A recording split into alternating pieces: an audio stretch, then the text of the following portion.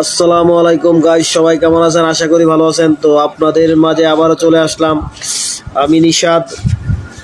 তো আজকে অনেকদিন পর ইচ্ছে হলো যে নিম পাতার স্যুপ খাওয়ার জন্য, বা অনেকে এটাকে রসও বলে, নিম পাতার রসও বলে অনেকে।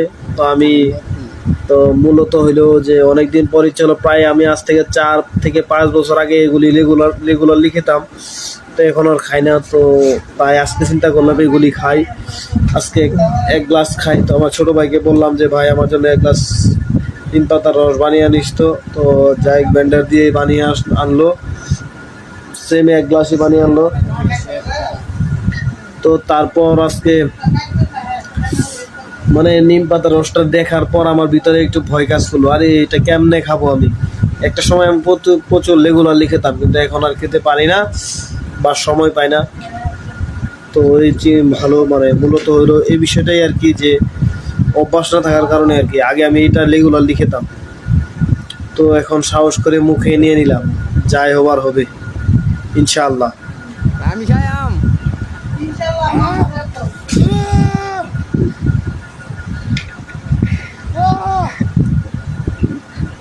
খুব খুব খারাপ লাগতেছে দেখি, মুখের ভিতর নেওয়া হয়ে যায় না, এত তিতো বলার বাইরে। যাক, খেয়ে ফেললাম।